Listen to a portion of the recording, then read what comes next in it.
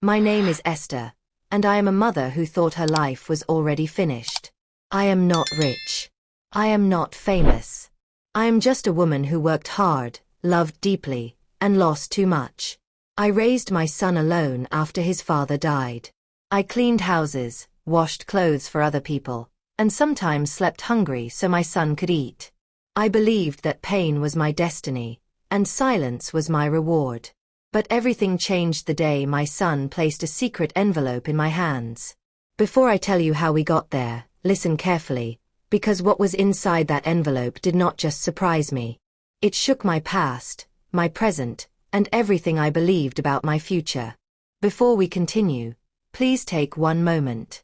If you love deep, emotional stories like this, stories about family, sacrifice, and shocking secrets, subscribe to this channel. Like this video so more people can find it. Turn on your notification bell so you never miss a new story. And please tell me in the comments which country you are watching from. I want to know who is here with me today. Now listen. The envelope was thick, heavy. My name was written on it in my son's handwriting. My hands were shaking so badly I almost dropped it. My heart was beating fast, like it wanted to escape my chest. My son stood in front of me, silent. His eyes were red. Not angry red. Sad red. Scared red. "Open it, Mama," he said softly. I looked at his face and felt fear crawl into my bones. Because a mother knows. When a child smiles too much, something is wrong. When a child avoids your eyes, something is hidden. And when a child gives you an envelope with trembling hands, your life is about to change. I opened the envelope. I saw the first page. And my knees almost gave out. The words on that paper made my mouth go dry. My breath stopped halfway. The room started spinning, and for a moment, I thought I would faint right there on the floor. Because the first thing I saw was a name. Not mine. Not my son's. But a name I had buried in my heart more than 20 years ago. A name I was never supposed to see again. I looked up at my son, my lips shaking. "What is this?" I whispered. He did not answer. He only said, "Mama, I'm sorry." And that was when I knew. This envelope was not just paper. It was a door. And once opened, nothing in my life would ever be the same again. Let me take you back. Years before that envelope, my life was small and quiet. I lived in a tiny apartment with peeling paint and a leaking roof. Every morning, I woke up before the sun.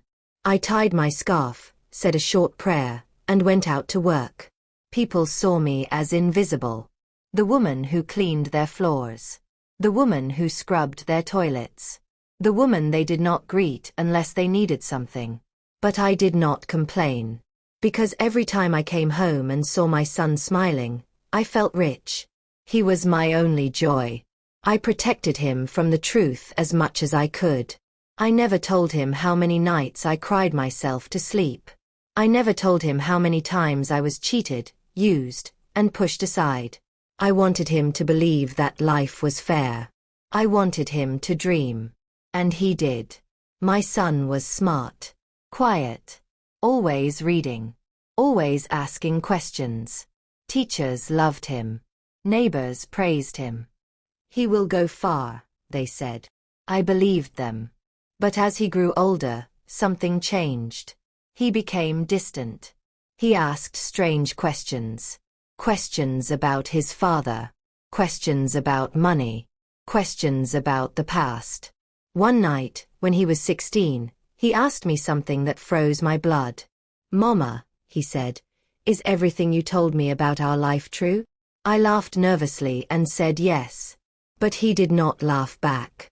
He just nodded slowly, like someone filing away a secret. After that, he started staying out late. He stopped telling me where he was going. Sometimes, he came home with tired eyes and deep silence. I told myself it was normal. I told myself not to worry. A mother's biggest mistake. Years passed. He finished school. He got a job. He said he was doing well. But he never showed me proof. No job card. No office address. No clear answers. Still, I trusted him. Because he was my son. Then one evening, he came home early. Too early.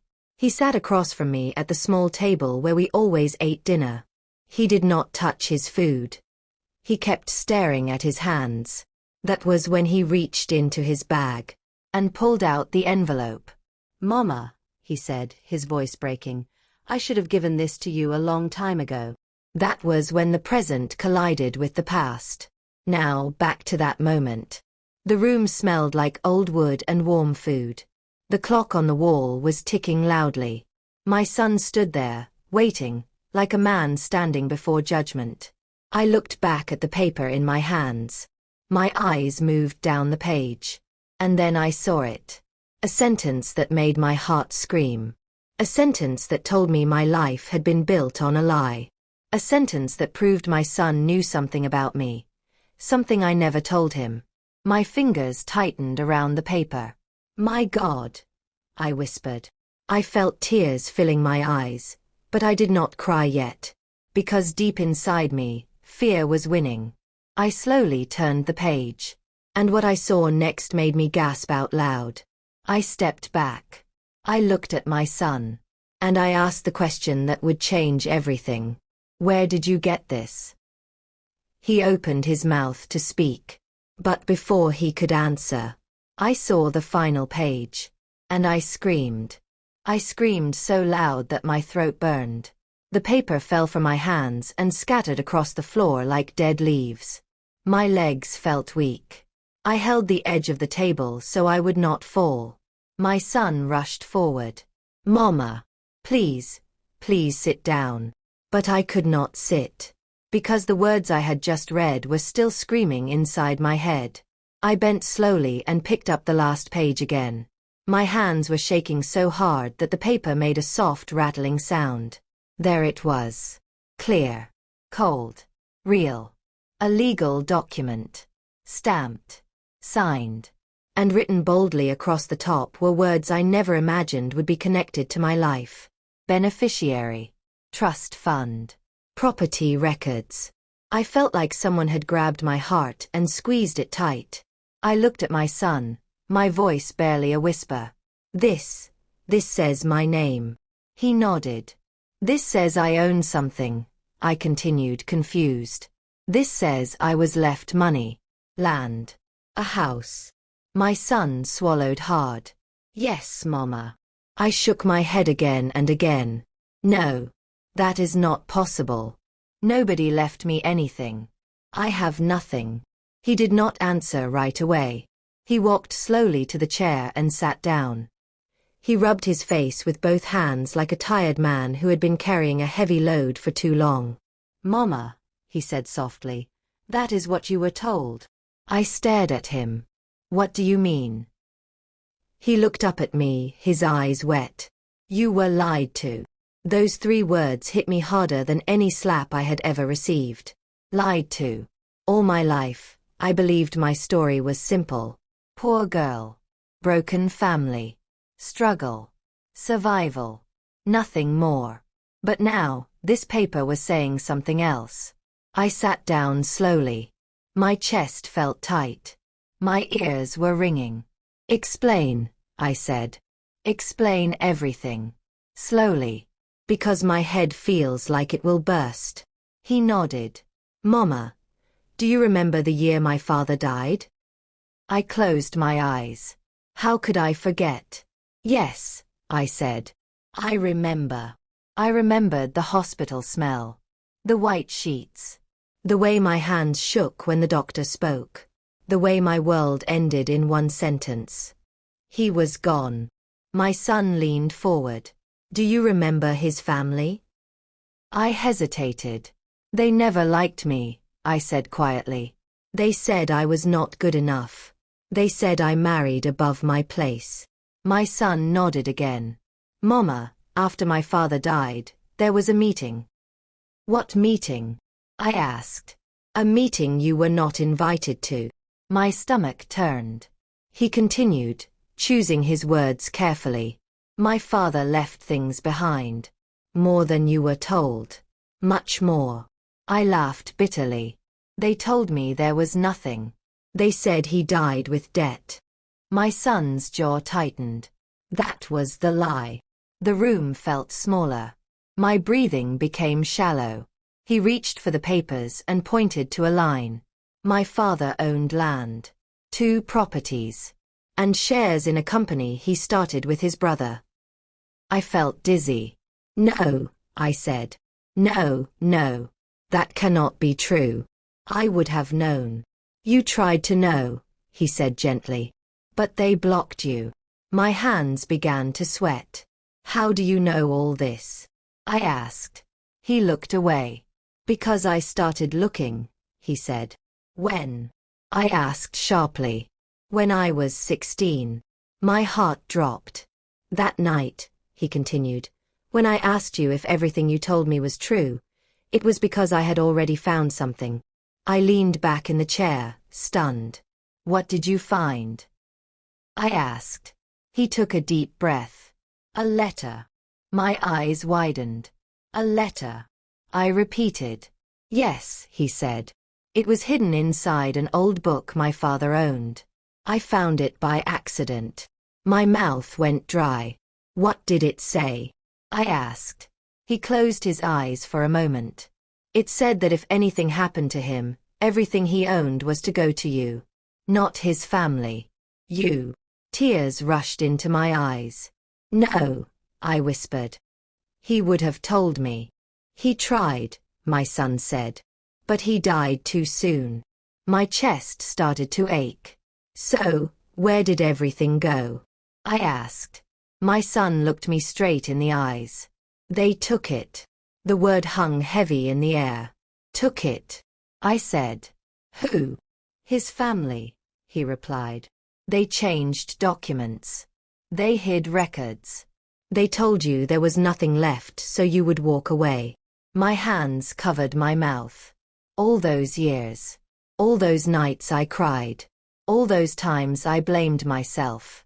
It was all a lie. I shook my head slowly. Then why now? I asked. Why am I seeing this now? My son swallowed. Because they made a mistake.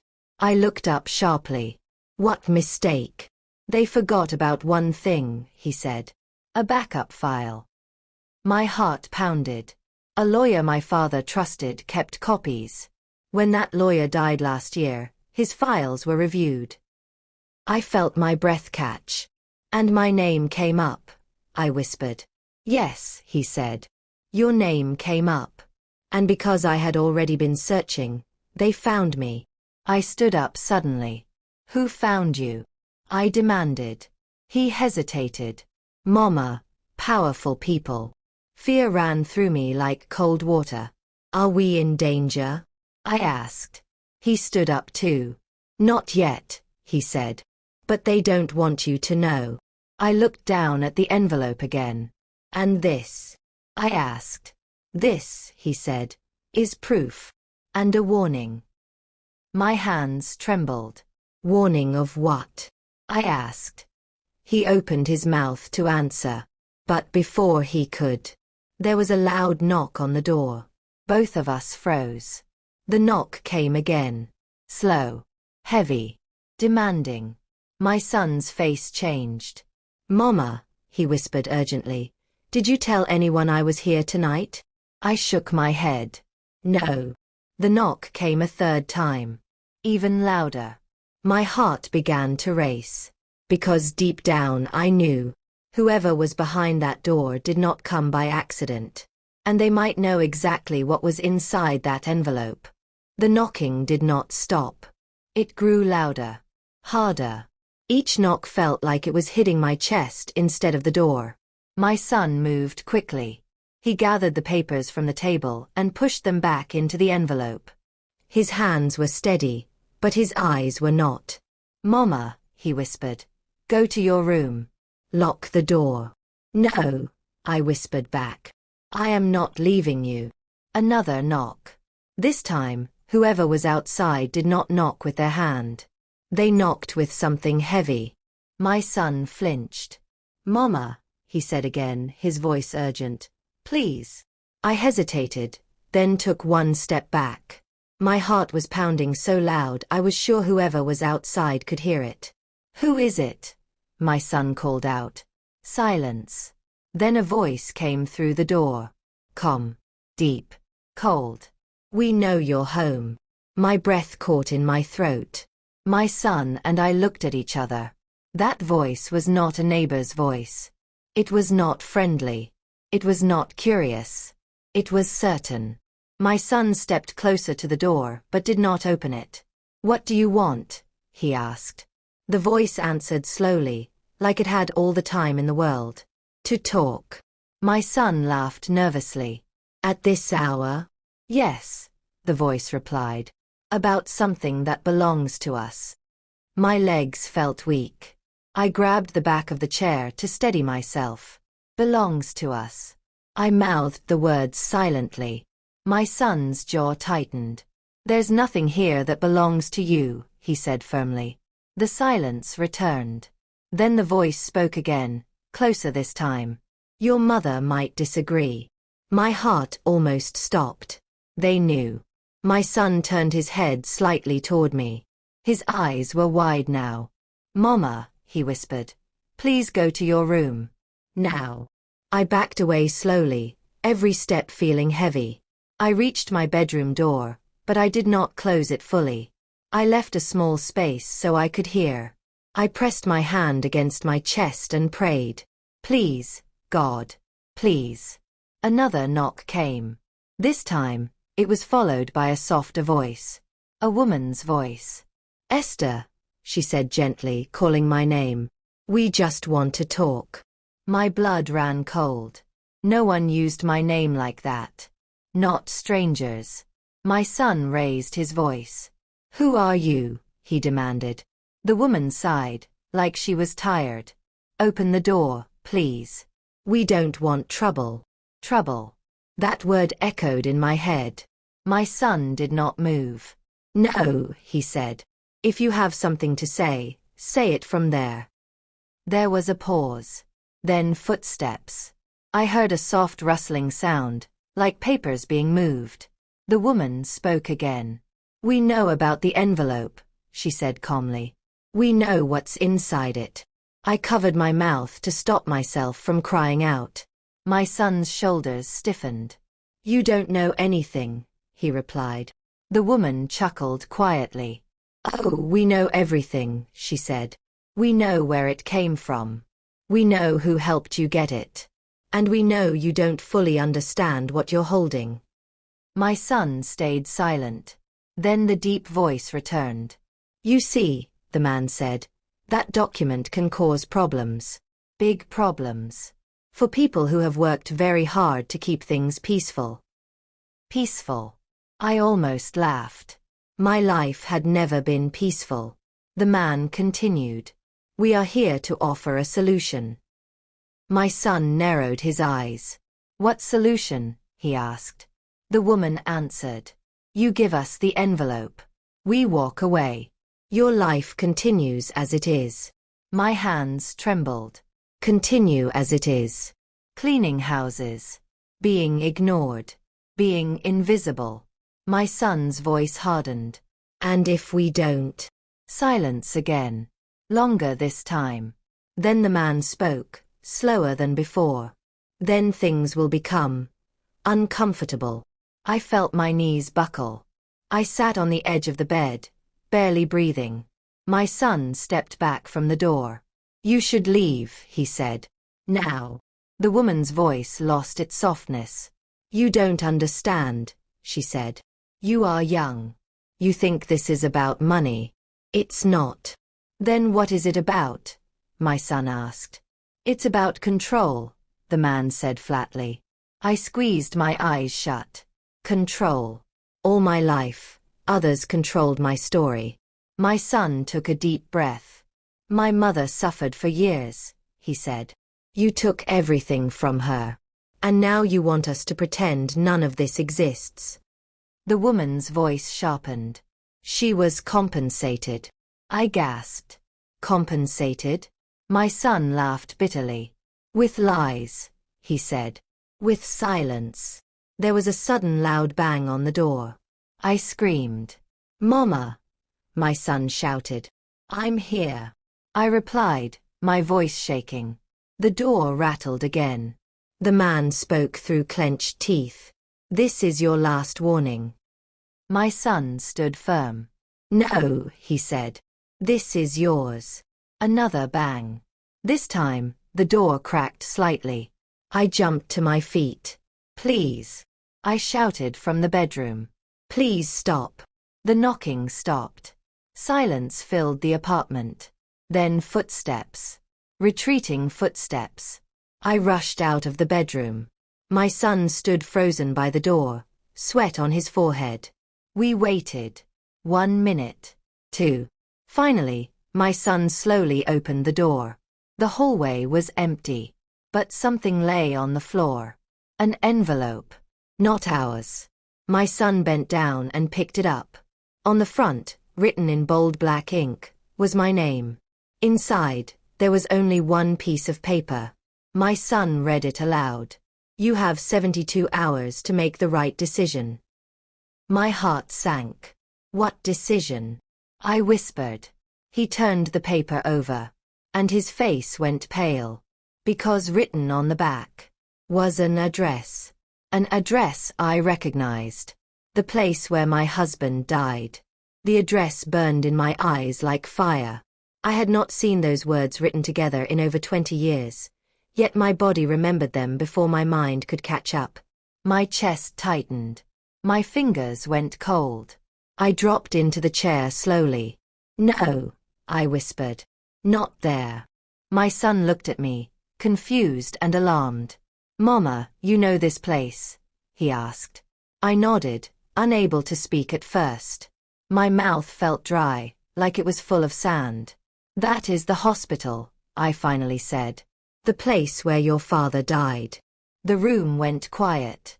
My son stared at the paper again, as if hoping the address would change if he looked hard enough. "Why would they send us there?" he asked. I shook my head. "I don't know," I said. "But nothing good ever came from that place for me." I stood up and began to pace the small room. Every step made my heart beat faster. That hospital was not just a building. It was where my life broke in half. After your father collapsed at work, they rushed him there. I remember running through those doors, my shoes slipping on the shiny floor.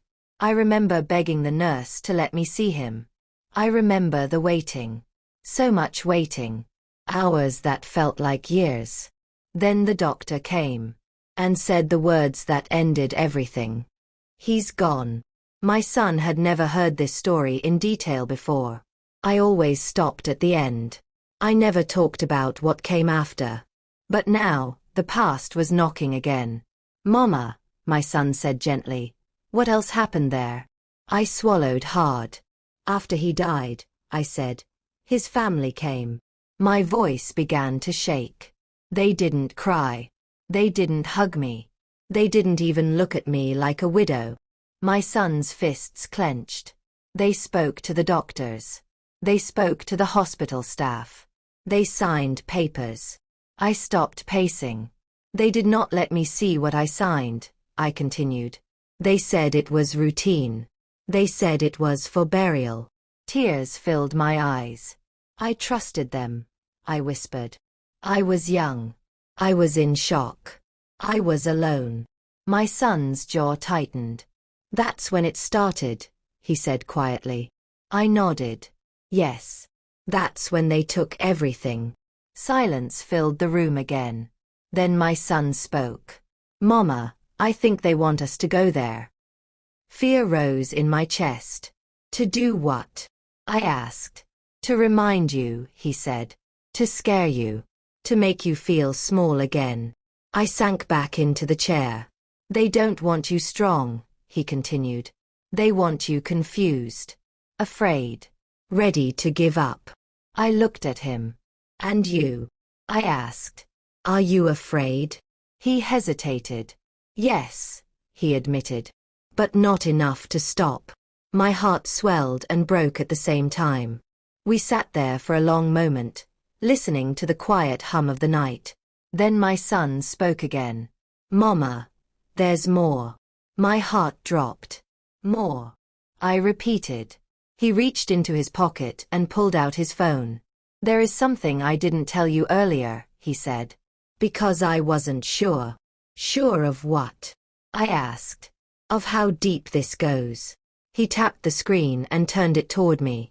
It was a photograph. An old one. Faded. I leaned closer. My breath caught. That was my husband. Young. Smiling. Alive. Standing outside the same hospital. But he was not alone. There was another man standing beside him. A man I recognized instantly. My hands flew to my mouth. "No," I whispered. "Not him."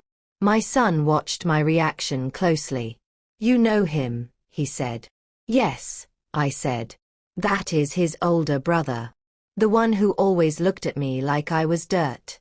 The one who said I trapped his brother. The one who took control after the funeral."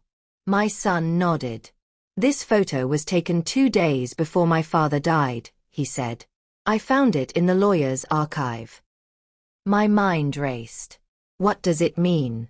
I asked. My son hesitated. "I think my father was planning something," he said. "And his brother knew." My heart pounded. "Planning what?" I asked. "To protect you," my son said. I felt tears spill down my cheeks. "He promised me once," I whispered. "He said no matter what happened, I would never be alone." My son reached for my hand. "You weren't supposed to be alone," he said. "They made sure you were." A sudden thought struck me. "The woman at the door," I said quickly. "The one who called my name." My son nodded. "I think she works for them," he said. "Or with them." My stomach twisted. "Then they've been watching us," I said. "Yes," he replied. "For a long time." A chill ran through me. "Why wait all these years?" I asked. My son took a deep breath. "Because now the law is involved," he said. "And once it moves, they can't stop it quietly." I stood up. "Then we must not go alone," I said firmly. My son looked surprised. "You want to go?" he asked. I nodded. "Yes," I said. "I am tired of running. Tired of being afraid." He studied my face. "You're sure?" he asked. I straightened my back. "For 20 years, I let them write my story," I said. "Now it is my turn." He smiled faintly. "Then we go together," he said. We spent the rest of the night planning. We packed documents. We made copies. We hid the originals in different places. Just before dawn, my son paused. "Mama," he said softly, "if anything happens, remember you did nothing wrong." I held his face in my hands. "No," I said. "Whatever happens, we face it." The sun rose slowly. And with it came the day we would return to the place where everything ended. Or began. As we stepped out of the apartment, I felt something I had not felt in years. Strength. But as we locked the door behind us, a black car across the street turned on its engine and slowly began to follow us. The black car stayed behind us. Not too close. Not too far. Just enough to let us know it was there. My son noticed it at the same time I did. He did not say anything at first. He only slowed his steps slightly, then picked them up again, testing the distance. The car responded. When we walked faster, it moved faster. When we slowed down, it slowed down. My stomach twisted. "They are following us," I whispered. My son nodded once. "Yes." We turned a corner. The car turned too. My heart began to race. "Don't panic," my son said quietly. "That's what they want." We reached the bus stop. A few people were already waiting. An old man, a woman with a child, 2 young boys laughing loudly. I felt a small sense of relief. Crowds meant safety. The black car stopped across the street. The engine stayed on. The windows were dark. I could not see inside. The bus arrived with a loud hiss. We climbed on quickly and sat near the back. I pressed my face against the window. The black car stayed where it was. For a moment, I thought we were safe. Then the bus pulled away. And the black car followed. My chest tightened. "They're still there," I whispered. My son looked out the window, his face calm but serious. "They don't want to stop us," he said. "They want to watch." "Watch what?" I asked. "What we do next," he replied. The hospital was not far. Every street felt familiar and strange at the same time. Memories rushed back. Sirens, tears, cold hallways. When the bus finally stopped, we got down quickly. The black car parked across the road. Still watching. "We should go inside," my son said. We walked toward the hospital entrance. The glass doors slid open with a soft sound. The smell hit me instantly. Medicine. Disinfectant. Memory. My legs felt heavy, but I kept moving. Inside, everything looked different and the same at the same time. New paint. New chairs. Same feeling of loss. We stood at the front desk. A young woman smiled politely. "How can I help you?" she asked. My son spoke calmly. "We're here to ask about records," he said. "Old records." The woman nodded. "Do you have an appointment?" she asked. "No," he said. "But this is important." She hesitated. "Records from how long ago?" she asked. 20 years, my son replied. Her smile faded slightly. "That may take time," she said. "And authorization." I stepped forward. "My husband died here," I said quietly. "I was his wife." The woman looked at me more carefully now. "I'm sorry for your loss," she said. "Please have a seat." We sat. Minutes passed. Then more minutes. Every time someone walked past, my heart jumped. Finally, a man in a gray suit approached us. "I'm from administration," he said. "Please follow me." We walked down a long hallway into a small office. The man closed the door. "How can I help you?" he asked. My son placed the envelope on the desk. "We were told there were records connected to this hospital that concern my father," he said. The man glanced at the envelope and stiffened. "I don't know what that is," he said quickly. I leaned forward. "That address was sent to us," I said. "As a message." The man's face tightened. "I don't understand," he said. My son's voice remained steady. "We know documents were signed here that were not explained to my mother," he said. "We know files were altered." The man stood up. "I think you should leave," he said. Fear surged through me. But my son did not move. "You can ask us to leave," he said. "But you can't erase records." Silence filled the room. Then the man sat back down slowly. He sighed. "You shouldn't be here," he said quietly. My heart skipped. "Why?" I asked. "Because some things were buried on purpose," he replied. My son leaned forward. "By who?" he asked. The man hesitated. Then he spoke. "By people with influence." My hands shook. "Were you involved?" I asked. The man looked at me with something close to regret. "I was a junior staff member then," he said. "I followed instructions." "What instructions?" my son demanded. "To process papers quickly," he said. "To not ask questions." I closed my eyes. "And what did I sign?" I asked. The man opened a drawer and pulled out a file. He placed it on the desk. "This," he said. I looked down. My signature stared back at me. But the words above it, I had never seen before. "This is a waiver," my son said, reading. "It gives full control of assets to next of kin." My stomach dropped.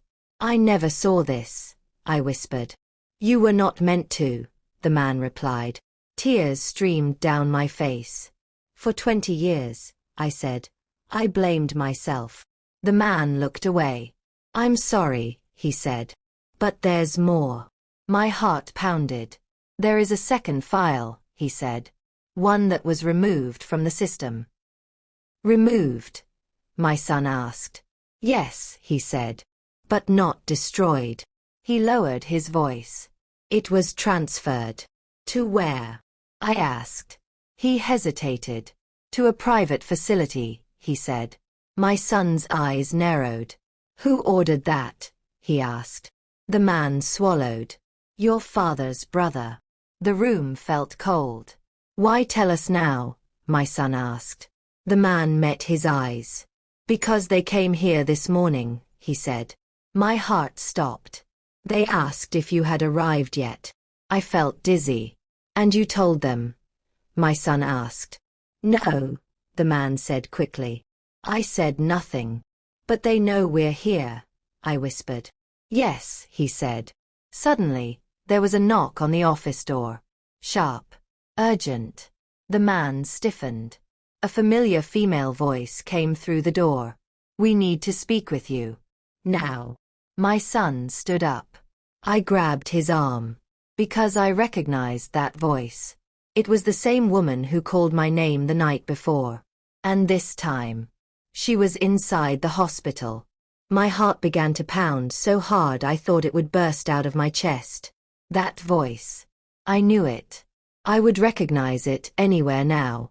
The woman from the night before was standing just outside the door. Inside the hospital. Inside the place where my past had already been stolen once. The man from administration looked like he wanted to disappear. His hands trembled as he slowly stood up. I'll handle this, he said weakly. Before he could take a step, my son spoke. No, he said firmly. You won't. The man froze. My son moved closer to me, standing slightly in front of me like a shield. We will hear what she has to say, my son continued. But not alone. And not in secret. The knock came again, harder this time. Open the door, the woman said sharply. This is hospital business. Hospital business. I almost laughed. The man reached for the door handle with shaking fingers. The door opened. She stood there in a dark suit, neat hair pulled back, eyes sharp and calm. Behind her stood the same tall man with a cold voice. 2 security guards hovered nearby. Her eyes landed on me instantly. Esther, she said smoothly. We meet again. My stomach twisted. You followed us, I said quietly. She smiled faintly. We anticipated you, she replied. My son stepped forward. This is harassment, he said. You have no right. She raised a hand to stop him. Please, she said calmly. Let's not pretend this is something it isn't. She turned to the man from administration. You were told to notify us if they arrived, she said. The man swallowed hard. I didn't, he said. She looked at him for a long moment. Then she smiled again. That's unfortunate, she said. She turned back to us. May we come in? She asked, though her tone made it clear she would not wait for permission. She stepped inside. The man followed. The office felt smaller, colder, dangerous. I'll be brief, she said. Because time is important. My son crossed his arms. Then speak, he said. She looked at him with something close to pity. You are very brave, she said. But very careless. My son did not respond. She turned back to me. Esther, she said gently, you have lived a difficult life. I clenched my fists. You don't know my life, I said. Oh, I do, she replied softly. More than you realize. Fear crept up my spine. She continued. You struggled. You worked. You survived. And you raised a good son. She glanced at him briefly. But reopening the past will not bring peace, she said. It will only bring pain. My son spoke sharply. You mean pain for you, he said. She smiled. For everyone, she corrected. The tall man finally spoke.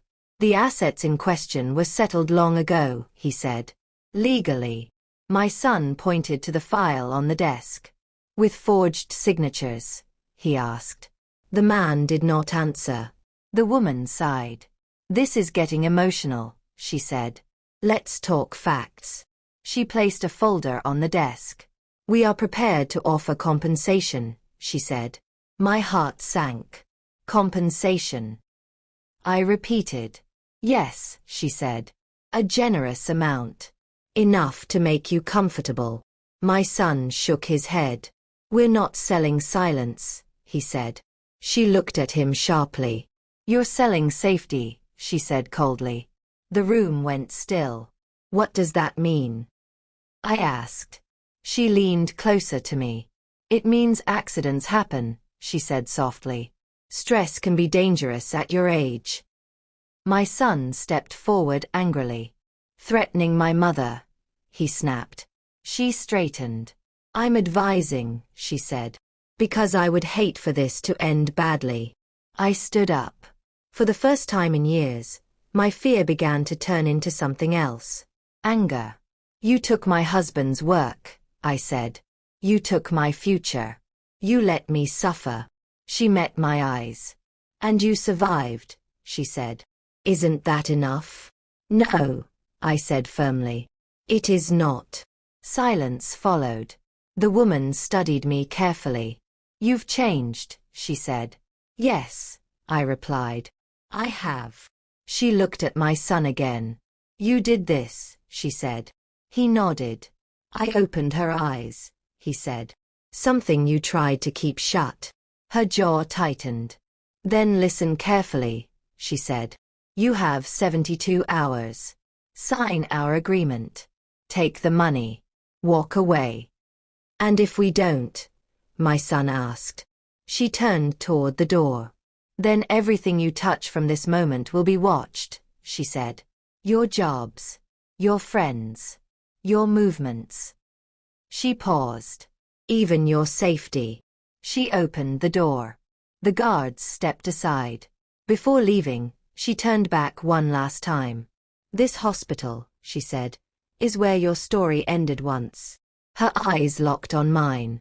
Don't make it where it ends again. The door closed behind them. I collapsed back into the chair, shaking. The man from administration wiped his forehead. They shouldn't have said that, he murmured. My son looked at me. Mama, he said softly, are you okay? I took a deep breath. No, I said honestly. But I am not stopping. He nodded. There's something else, the man said suddenly. We both turned to him. The private facility, he said, where the second file was sent. Yes, my son urged. I know where it is, he said quietly. My heart leapt.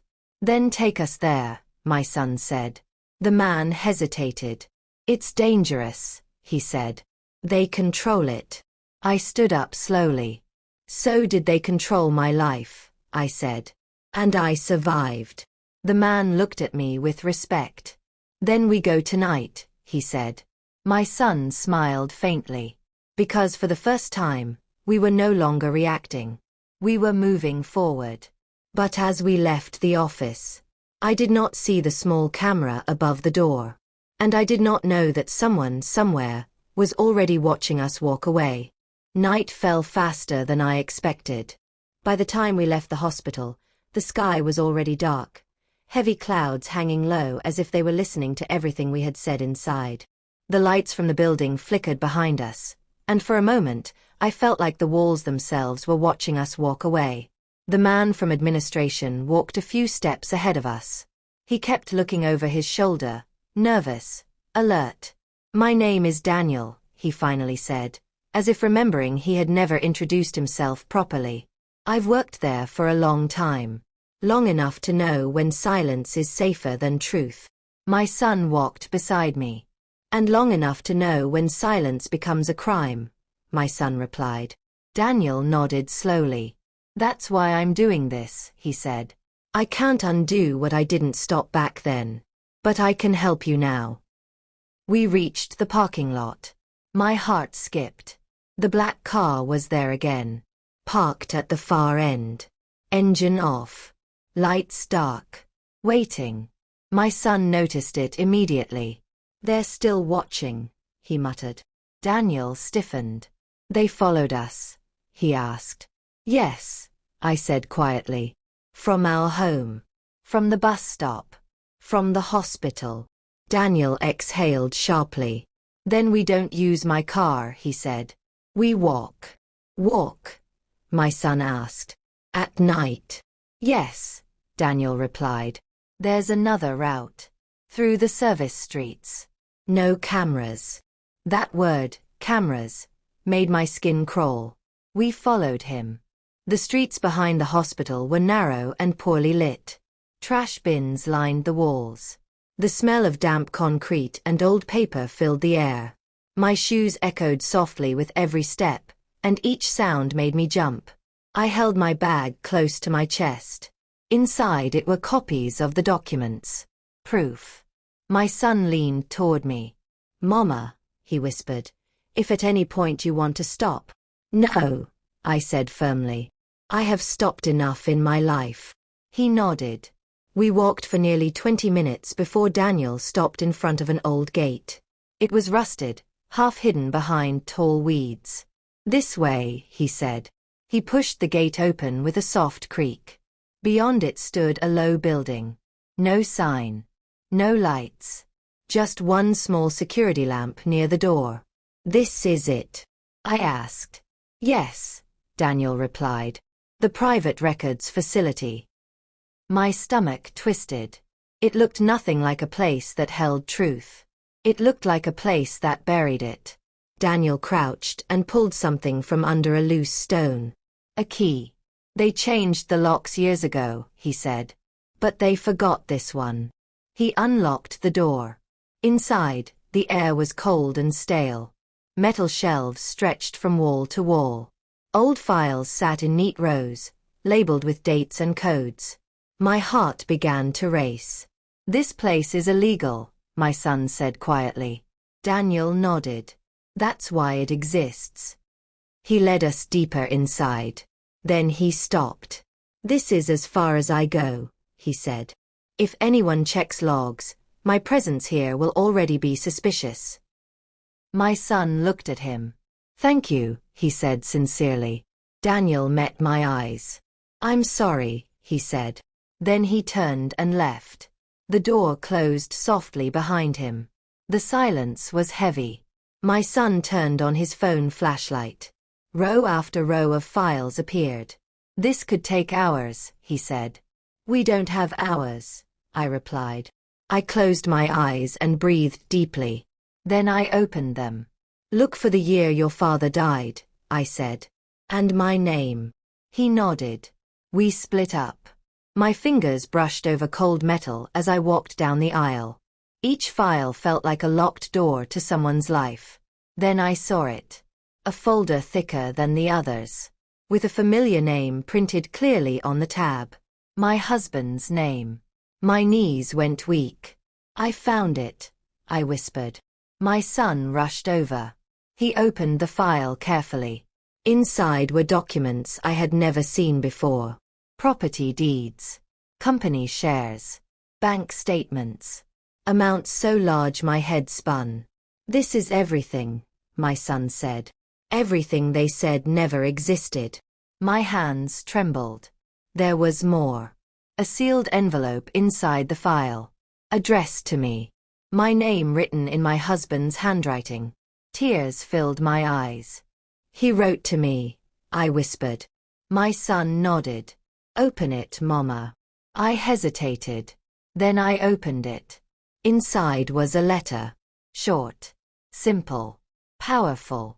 If you are reading this, then I failed to protect you the way I wanted to. I trusted the wrong people. But I never stopped loving you. Everything here is yours. Do not let them take it twice. I pressed the letter to my chest and sobbed. Years of pain poured out in silent tears. My son hugged me tightly. Then, a sound. Footsteps. Outside. My son stiffened. Someone's here, he whispered. The footsteps stopped. A key rattled at the door. My heart slammed against my ribs.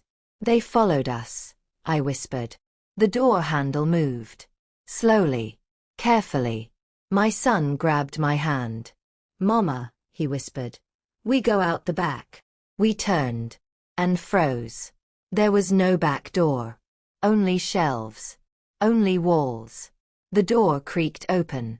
Light spilled into the room. A familiar voice spoke calmly from the doorway. I told you, the woman said. You should have taken the offer. She stepped inside. The tall man followed. And behind them, the black car's driver. They had found us. And they were not smiling anymore. The room felt too small to breathe. The woman stepped fully inside the records room, her heels clicking softly against the concrete floor. The tall man stood behind her like a shadow, his face hard and unreadable. The third man closed the door slowly, locking it from the outside. The sound of the lock was quiet, but it sounded like thunder in my ears. My son moved in front of me without thinking.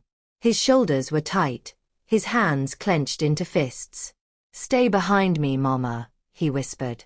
The woman smiled, calm and controlled, as if we were all sitting in a meeting room and not trapped in a hidden building. You see, she said softly, this is why we tried to be polite. I hugged my bag tighter to my chest. You have no right to be here, my son said. This place is illegal. She tilted her head slightly. Illegal, she repeated. That word only matters when the right people care. The tall man stepped forward and glanced at the open file in my son's hands. So, he said, you found it. My heart pounded. Yes, my son replied firmly. And now we know the truth. The woman sighed, as if disappointed. Truth is heavy, she said. It breaks people. That's why we carry it for them. I felt anger rise in my chest. You stole my life, I said, my voice shaking but loud. You let me suffer. You watched me struggle. She turned to me slowly. And you survived, she said again. You keep saying that like it means nothing. It means everything, I snapped. You don't get to decide how much pain is acceptable for someone else. For the first time, her smile faded. You were never meant to see these files, she said coldly. Your husband made plans without understanding the consequences. My son's eyes burned. He trusted you, my son said. And you betrayed him. The tall man laughed softly. He was naive, he said. He wanted fairness. There is no fairness where power lives. I stepped forward, surprising even myself. My husband died 2 days after this letter, I said, holding up the paper with shaking hands. 2 days. Are you saying that is a coincidence? The room went quiet. Too quiet. The woman did not answer right away.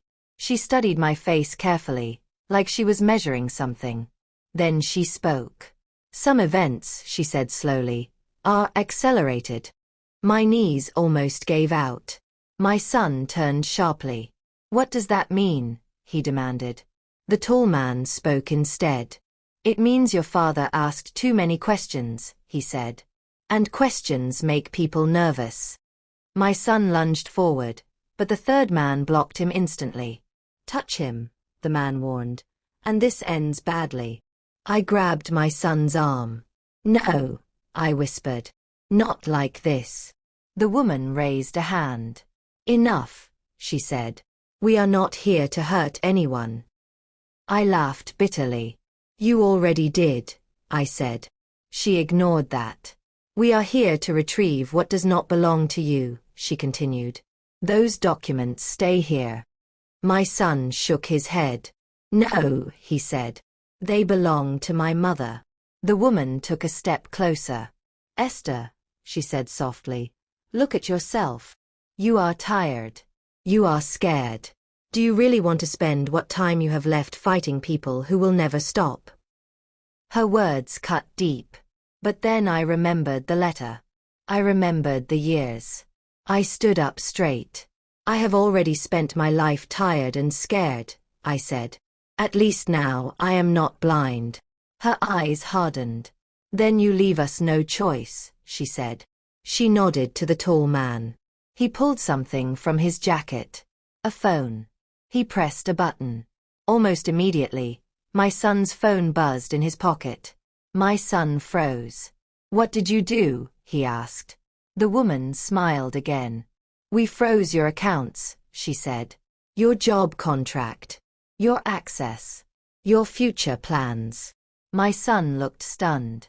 You can't do that, he said. We just did, she replied calmly. I felt panic rise. And you, she said, turning to me, will walk out of here and go home. You will forget this place. And if we don't? I asked. She leaned in close. Then your son loses everything before his life even begins. My son turned to me. Mama, he said quickly, it's okay. We'll find another way. I shook my head. No, I said. I will not sacrifice you. The woman watched us closely. Good, she said. Then give me the file. My hands trembled. My son hesitated. Then, a loud crash. The shelves behind them shook. Dust fell from the ceiling. Everyone froze. Another crash. Closer this time. What was that? The tall man snapped. The lights flickered. Then a voice echoed from outside the building. This is a legal raid. Step away from the door. The woman's face changed instantly. No, she whispered. My heart jumped. The door rattled violently. The third man rushed toward it. Too late. The door burst open. Bright lights flooded the room.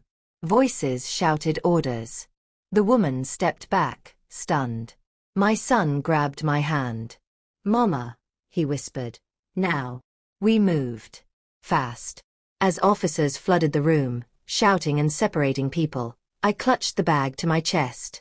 The woman's eyes locked onto mine one last time. This time. She looked afraid. But just as an officer reached for the files, the tall man lunged toward me. And everything went dark. I woke up to darkness. Not the peaceful kind of darkness you feel when you sleep. This one was thick. Heavy. Loud with pain. My head throbbed like it had been struck by fire. Every breath felt sharp in my chest. For a moment, I did not know where I was, or even who I was. Then I heard a voice. Mama. Mama, please wake up. My son. I tried to speak, but my mouth felt dry and useless.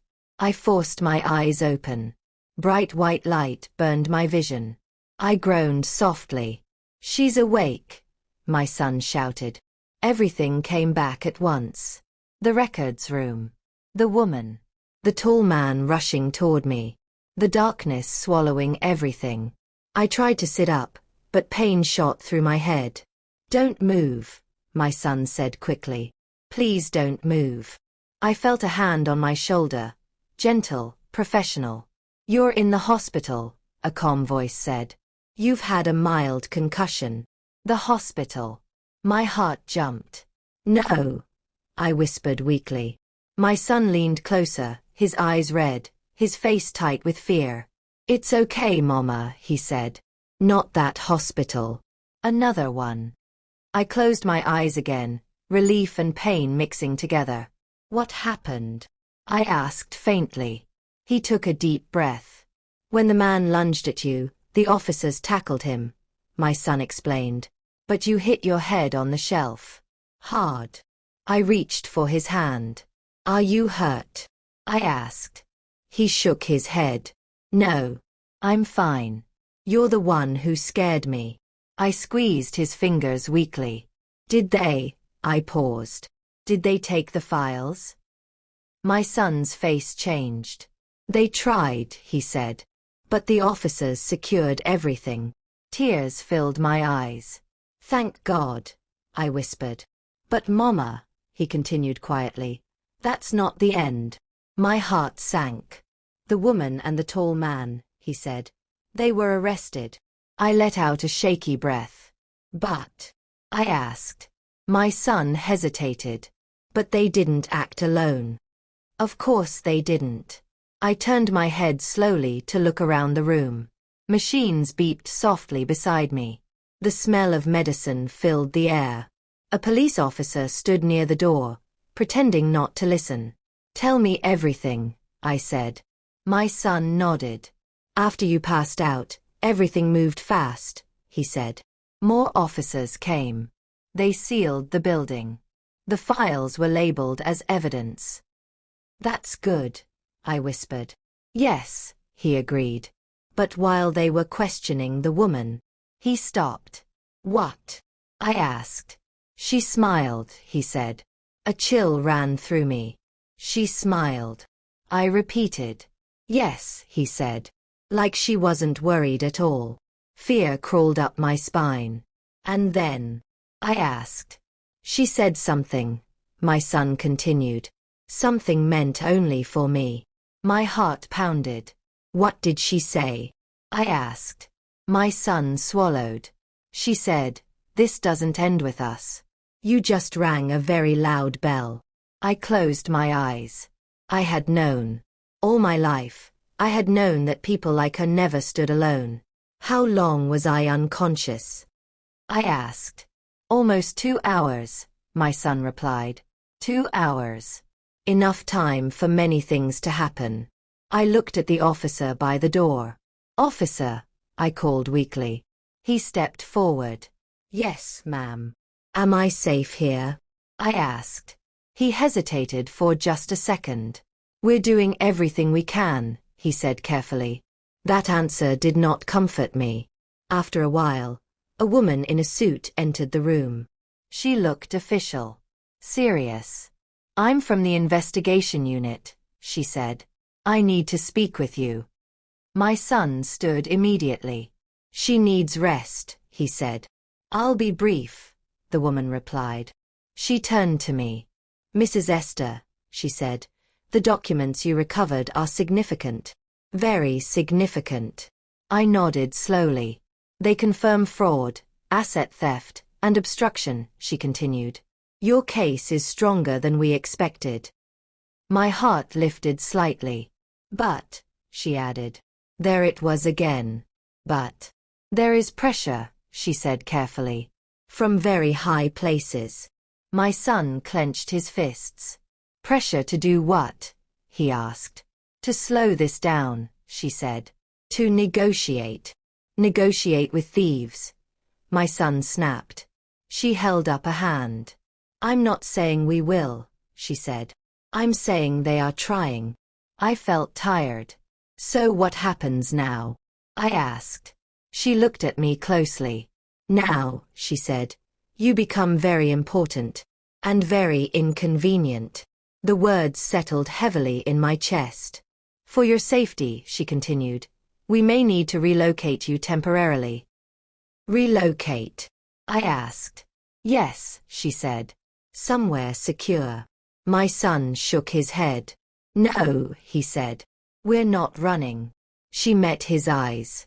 Running keeps people alive, she said quietly. Silence filled the room. Then another officer rushed in suddenly. He whispered something into her ear. Her expression changed instantly. What is it? My son demanded. She turned to us slowly. One of the seized files, she said, was accessed remotely. My heart skipped. Accessed? I asked. Yes, she said. Someone tried to delete part of it. My son's eyes widened. But it was secured, he said. Apparently, she replied. Someone still has a key.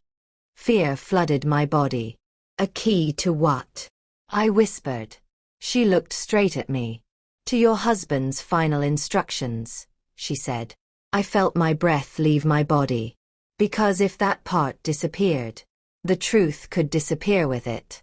And whoever still held that key was not finished with us yet. The room felt colder after those words. A key still exists.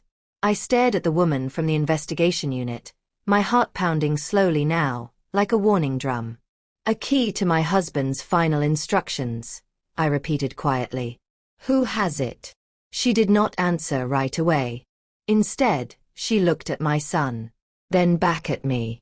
That, she said carefully, is what we are about to find out. My son leaned forward. You said someone tried to delete part of the file, he said.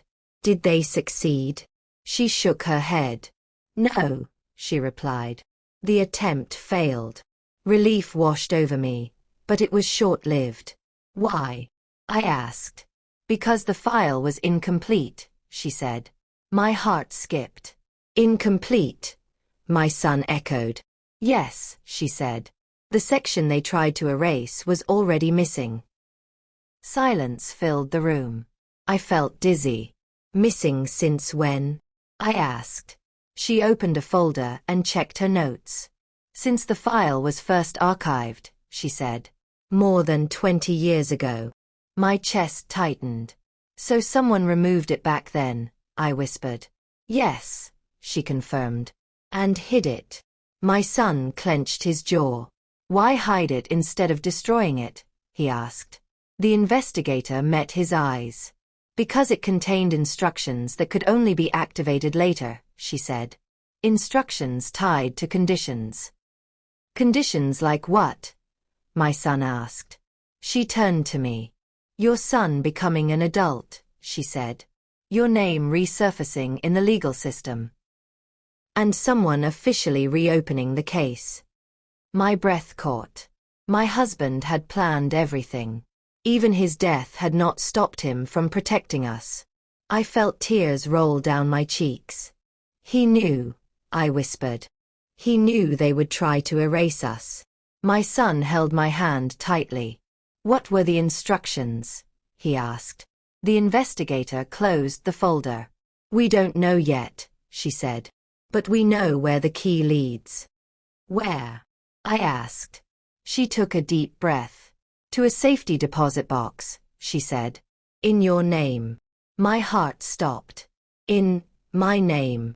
I repeated. Yes, she said. Opened 2 days before your husband died. I stared at her. For 20 years, I whispered. It was waiting for me. The investigator nodded. And tomorrow, she said, we open it. The next morning, the sun felt different. Brighter. Like it had been waiting too. We stood inside a quiet bank office, guarded, watched, protected. My hands trembled as the clerk placed the small metal box on the table in front of me. My name was engraved on it. Clear. Undeniable. The investigator nodded. You may open it. My son squeezed my hand. I inserted the key they had recovered from the bank's old records. The lock clicked. I lifted the lid. Inside were 3 things. A flash drive. A sealed letter. And a folded legal document. My heart pounded as I opened the letter first. My husband's handwriting greeted me again. My love. If you are reading this, then the truth has finally caught up with the lie. I am sorry I could not protect you sooner. Everything they tried to steal returns to you now. Not just money, but your name, your dignity, and your voice. Tears streamed down my face. I opened the legal document. The investigator leaned closer. Her eyes widened. This is... she began, then stopped. My son read over my shoulder. It's a trigger clause, he said. It activates a transfer. A transfer of what? I asked, my voice shaking. He looked at me slowly. Everything, he said. All remaining assets. All frozen accounts. All properties. And full public disclosure. The investigator exhaled sharply. This document forces the release of everything they hid, she said. Names. Transactions. Bribes. All of it. I felt weak. So they can't stop it? I asked. She shook her head. No, she said. The moment this box was opened, the process began. My son picked up the flash drive. "What's on this?" he asked. The investigator answered quietly. "A recorded statement," she said. "From your husband. We watched it together later that day." His face filled the screen. Calm. Determined. "If you are watching this," he said, "then they failed." He spoke clearly about the threats, the manipulation, the theft. He named names. At the end, he looked straight into the camera. "Esther," he said softly, "live without fear. Teach our son to stand. And never let them tell your story for you again." The screen went dark. I covered my face and cried, not from pain this time, but from release. Weeks later, everything changed. News headlines exploded. Arrests followed. Assets were returned. The woman and the tall man were no longer powerful. They were exposed. And me. I was no longer invisible. I did not become arrogant. I did not become cruel. I became free. One evening, I sat across from my son in our home, no longer small, no longer leaking, no longer borrowed. "Mama," he said softly, "are you okay?" I smiled. "Yes," I said. "For the first time in my life, I am." I looked at him. "You gave me that envelope," I said. "And you gave me my life back." He shook his head. "No," he said. "It was always yours." I leaned back and breathed deeply. Because sometimes the truth waits patiently. Sometimes justice moves slowly. And sometimes a secret envelope does not just change your life forever. It gives it back to you. If this story touched your heart, please like this video and subscribe to the channel for more powerful, emotional stories like this one. Turn on your notifications so you never miss the next story. And tell us in the comments, from which country are you watching? Your voice matters. Your story matters.